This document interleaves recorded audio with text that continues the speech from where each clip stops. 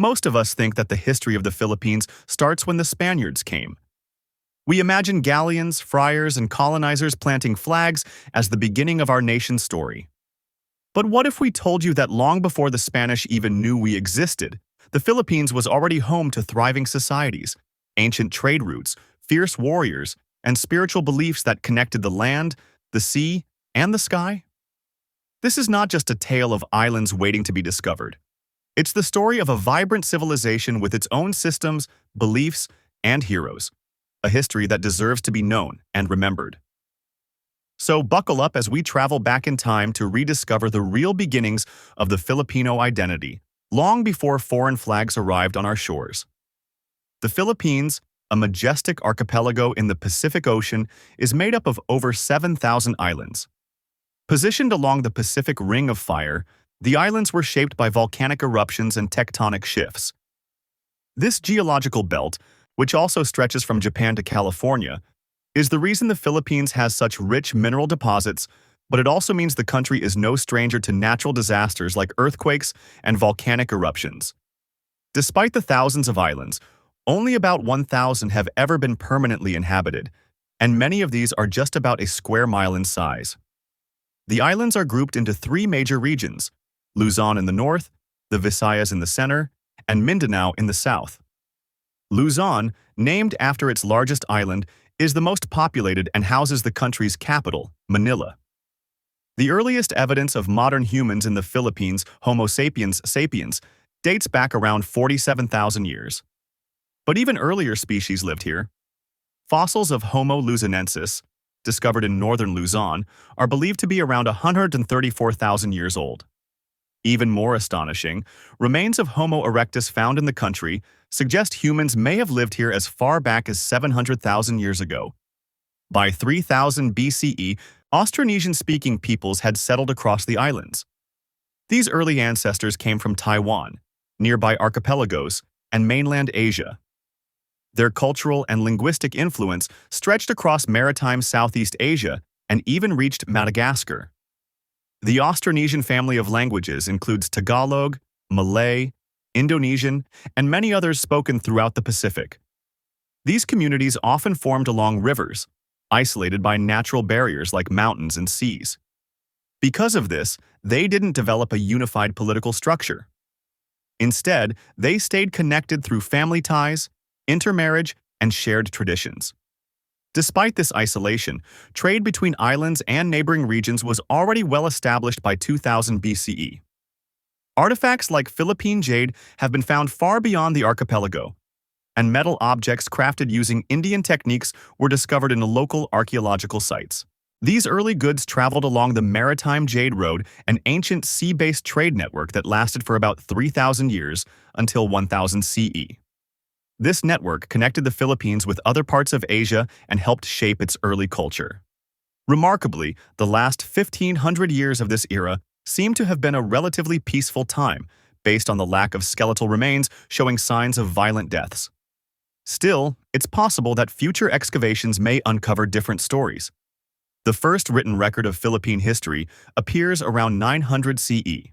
The Laguna Copperplate inscription, a legal document forgiving a debt, reveals a society with complex laws, political authority, and economic systems. Around this time, communities began organizing into barangays, social and political units that could range from 30 to 500 people. These were similar to small city-states. Each barangay was led by a datu, and in areas influenced by Indian culture, rulers were referred to as rajas. When Islam was later introduced, these leaders were called sultans. Some barangays formed alliances and confederacies, led by a paramount datu chosen among their peers. Social classes were clearly defined. At the top were the majanu, or noble class. Below them were the maharlika, or freemen. The lowest class consisted of the alipin, or slaves, with further subcategories describing their level of servitude. Spiritually, early Filipinos practiced a polytheistic animism. They believed that spirits inhabited everything: rocks, trees, rivers, animals. To maintain balance and avoid misfortune, these spirits had to be respected. Ancestor worship was common, and some believed that ancestors could take the form of animals. Magic and witchcraft were deeply embedded in daily life. Shamans and spiritual leaders were often revered, but also feared. Before the 10th century, religious influences from India and Indonesia began arriving through trade. Hinduism and Buddhism made their way into the islands.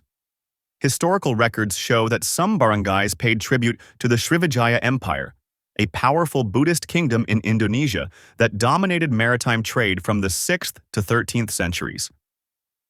Later, the Hindu-Buddhist Majapahit Empire from Java continued this influence. Language similarities between Sanskrit and Philippine dialects helped ease this cultural integration. Then, in 1380, a missionary named Makdum Karim brought Sunni Islam to the Sulu archipelago. He preached his faith and is credited with building the first mosque in the Philippines. A decade later, Raja Baginda, an Indonesian prince, helped establish the Sultanate of Sulu. In the early 1400s, Chinese Muslim explorer Zheng He also contributed to spreading Islam by founding Chinese Muslim communities in the islands. Most of what we know about this pre-colonial period comes from foreign records, especially from China. These documents mention trade relations and tribute, offering glimpses into how advanced the local communities were. One of the earliest and most prominent barangays was Tondo, located near present-day Manila. Tondo was closely linked with Manila, and together, they dominated regional trade. Their importance was recognized by the Ming dynasty, which appointed a governor to oversee Chinese interests in the area. While Chinese records are the most detailed, other documents from Japan, Champa, and India also confirm the presence and influence of these ancient barangays. But change was on the horizon. By the 1500s, Tondo had declined, and a new power emerged. The people of Luzon, particularly those connected to Tondo, began asserting themselves. When the Bruneian Sultanate conquered parts of Luzon, these local warriors began participating in wars across the Philippines and beyond, sometimes for their own kingdoms, sometimes as hired mercenaries. The Sultanate of Sulu, one of the most documented states in pre-colonial Philippine history, existed even before Islamic influence reached it. In the 12th and 13th centuries, Visayan settlers moved into the Sulu region and established a thriving trading state. They traded goods with the Champa Kingdom, located in present-day Vietnam. Although a short war erupted between the two, peace returned shortly before Sulu came under foreign control. Chinese records from the 13th century state that Sulu, Mai, and Manila were under Bruneian influence. Eventually, these areas regained their independence. Raja Baginda later converted to Islam and ruled the independent Sultanate of Sulu. Meanwhile, the Rajanate of Butuan rose to power in Mindanao sometime before the 11th century. This kingdom was unique, a Buddhist leadership ruling over a largely Hindu population. Butuan was renowned for its gold craftsmanship and maintained extensive trade with China and other Southeast Asian kingdoms. Other significant polities existed, although less is known about them. The Caboloan barangay, for example, was heavily influenced by both China and Japan. Their clothing styles and cultural practices, like blackening teeth, reflected these foreign ties. Other barangays such as Mar-i and Pulalu were known Chinese trade partners. There's also evidence suggesting that Visayan raiders clashed with Chinese coastal towns. In the years just before European colonization, the Bruneian Sultanate once again tried to control Philippine trade. They conquered Tondo and Manila in hopes of breaking their monopoly on Chinese goods. In 1500, they successfully established Selarong, or the Kingdom of Manila, as a vassal state. Sultan Bolkiah of Brunei strengthened this new political landscape by marrying into the Sulu royal family. Then, in 1521, everything changed. The Spanish expedition led by Portuguese navigator Ferdinand Magellan arrived in the central Philippines. On March 14th, they anchored near Suluan Island. The following day, they landed on Homonhon and met Raja Humabon of Cebu. After engaging in dialogue, Humabon chose to convert to Christianity. He and his wife were baptized and renamed Carlos and Juana after the Spanish royal family. Using his influence, Raja Humabon encouraged nearby leaders and their people to welcome the Spaniards, supply them, and convert to Catholicism. Many obeyed, but not Datu Lapulapu of Mactan. A rival of Humabon, Lapulapu refused to convert and even blocked his neighbor Datu Zula from sending gifts to Magellan. Encouraged by Humabon and Zula, Magellan saw this as an opportunity to assert dominance.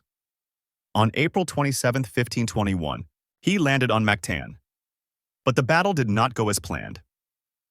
Lapulapu's warriors launched a surprise attack, showering the Spanish with spears and arrows. The Spanish counterattack failed to reach the shore. Magellan attempted to intimidate them by burning their village, but it only fueled their resistance. Magellan was eventually struck by a poisoned arrow and immobilized. His men were either killed or forced to flee. According to chronicler Antonio Pigafetta, the attackers focused on Magellan, allowing a few Spanish survivors to escape. Lapulapu then executed all native allies who had sided with the Spaniards. Despite promising support, Raja Humabon and Datu Zula never joined the fight. Humabon even tried to ransom Magellan's body, but Lapulapu refused. Later, possibly feeling regret or political pressure, Humabon turned on the Spaniards and killed some of the survivors. The rest of the expedition sailed on, eventually completing the first circumnavigation of the globe. But after Magellan's death, it took another 40 years before Spain or Portugal would attempt to colonize the Philippines again. And that, right there, is the hidden history of the Philippines long before the crosses and swords arrived, before we were ever called Filipinos. It's a history worth telling, remembering, and sharing. If you found this video enlightening, don't forget to hit the like button, subscribe to the channel, and explore our other videos to uncover more untold stories from the past. Thank you, and see you in the next one.